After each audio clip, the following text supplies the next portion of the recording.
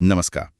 आज हम व्यास जी के नजरिए से योग और सांख्य दर्शन की गहराइयों को समझने की कोशिश करेंगे। हाँ, बिल्कुल। हमारे पास जो स्रोत हैं वो प्राचीन ज्ञान के बहुत महत्वपूर्ण हिस्से हैं। सही कहा। हमारा मकसद है कि इन दर्शनों में जो शक्ति बताई गई है उसे समझे, खास तौर पे एक योगी की जो कमाल की ताकतें होती हैं। हाँ, अनोखी शक्तियाँ।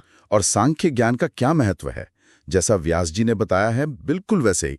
तो चलिए इसको खोलते हैं जरा। हाँ, ये दोनों ही दर्शन जो हैं वो आत्मज्ञान और कह सकते हैं कि सांसारिक बंधनों से मुक्ति का रास्ता दिखाते हैं। और ये देखना दिलचस्प होगा कि व्यास जी योग की शक्ति और सांख्य के तत्व ज्ञान की तुलना कैसे करते हैं, उनके बीच का रिश्ता कैसे समझाते हैं। व्यास जी एक बहुत जबरदस्त उदाहरण देते हैं। अच्छा।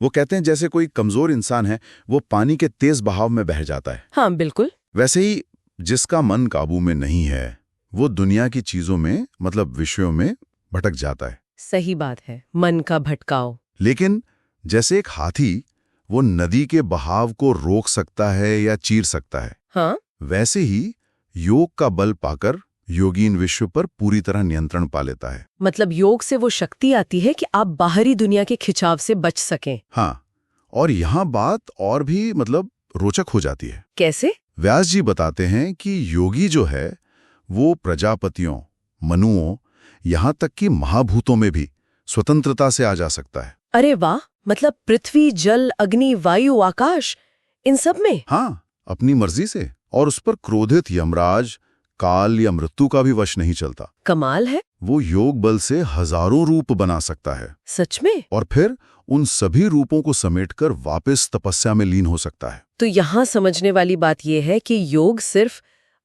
शारीरिक आसन नहीं है। नहीं, बिल्कुल नहीं है। हाँ, अधिकार।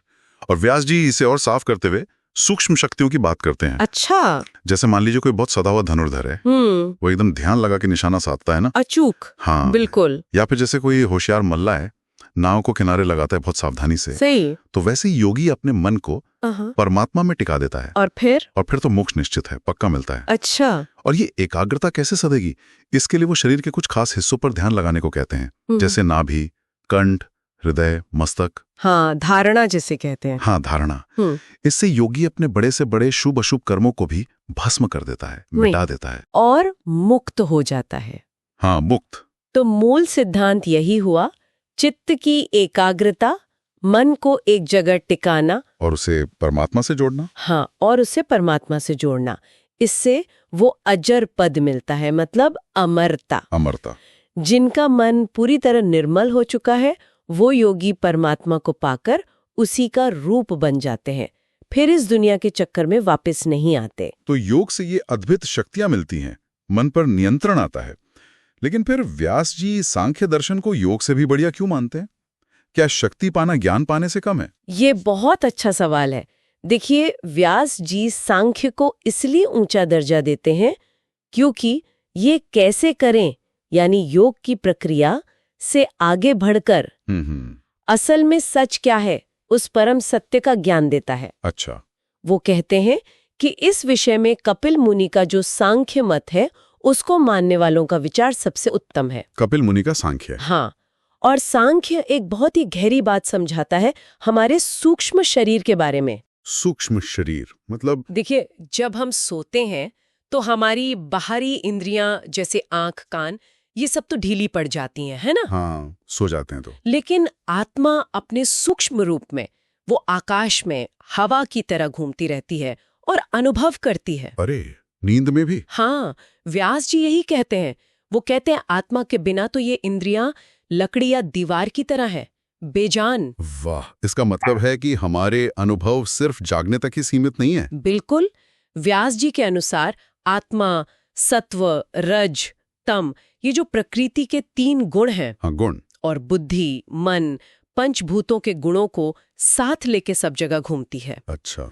इंद्रियां तो बस शिष्य की तरह आत्मा के पीछे पीछे चलती हैं। इसीलिए जो हमारे सपने होते हैं या गहरी नींद के अनुभव, वो भी हमारी भीतरी प्रकृति से जुड़े होते हैं। समझ गया। और सांख्य का जो असली लक्ष्य है वो है प्रकृति के इन गुणों से भी पार चले जाना। पार जाना?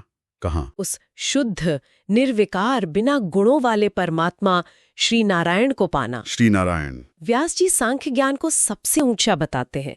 कहते हैं इसके बराबर कोई दूसरा ज्ञान है ही नहीं। सबसे ऊंचा ज्ञान। हाँ, ये अक्षर, ध्रुव और पूर्ण ब्रह्म का ज्ञान है। तो क्या इसका मतलब ये हुआ कि वेद, पुराण, इतिहास, इन सब में जो भी सबसे श्रेष्ठ ज्ञान है वो सांख्य से ही आया है?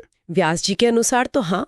वो कहते हैं सांख्य ज्ञान महासागर की तरह है, गहरा और निर्मल। महासागर जैसा? हाँ, वेद, योग, पुराण, इतिहास, सब में जो भी श्रेष्ठ है वो सांख्य की ही देन माना गया है। अच्छा।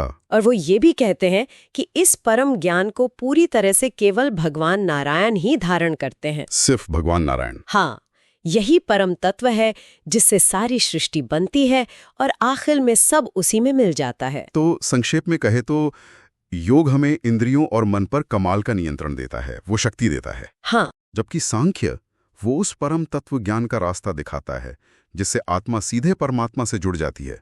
बिल्कुल। और व्यास जी ने ज्ञान के इस मार्ग को यानी सांख्य को सर्वोच्च माना है, योग से भी ऊपर। सही कहा।